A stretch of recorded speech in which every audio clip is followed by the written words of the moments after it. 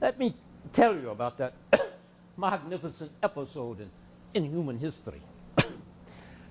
Commune de Paris.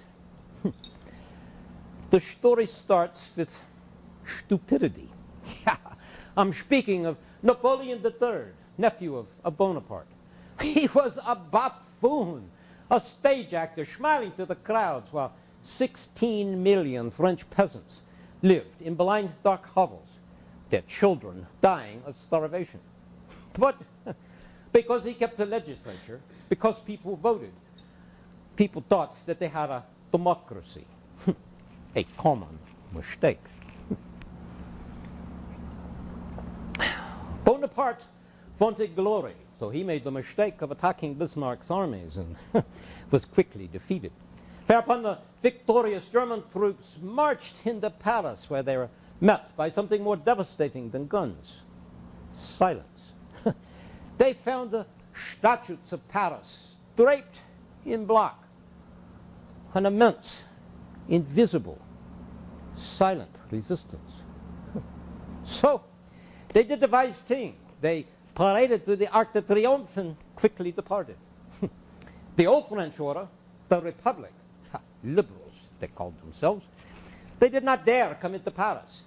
They trembled with fear because with the Germans gone, Paris was taken over by the workers, the housewives, the intellectuals, the clerks, the armed citizens.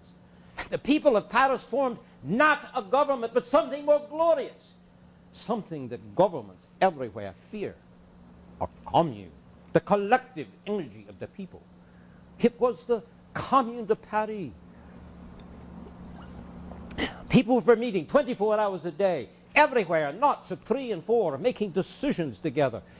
For the city was surrounded by the French army, threatening to invade at any moment. But Paris became the first free city in the world, the first enclave of liberty in a world of tyranny. If you want to know what I mean by the dictatorship of the proletariat, look at the Commune de Paris. That is a true democracy. Not the democracy of England or America, where elections are circuses, where people are voting for one or another guardian of the old order, where whatever candidate wins, the rich go on ruling the country. It was the Commune de Paris. It only lived for a few months, but it was the first legislative body in history to represent the poor.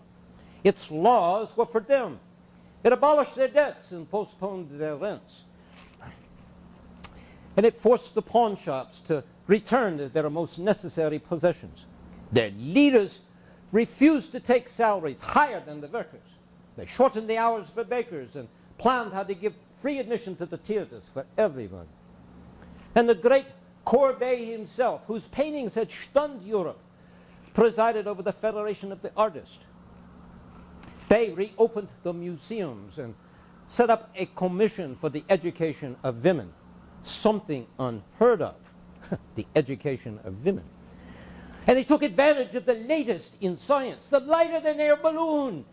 They launched one from Paris to soar over the countrysides, dropping printed materials to the peasants with a simple, powerful message: our interests are the same. A message that should be dropped to workers everywhere in the world. And the Commune declared the purpose of schools to teach the children to love and respect their fellow creatures. I've read your endless discussions of education. What nonsense! It teaches everything necessary to succeed in a capitalist world. But does it teach the youth to struggle for justice? The communards understood the importance of that. They taught not only with their words, but with their acts. They destroyed the guillotine, that instrument of tyranny, even revolutionary tyranny.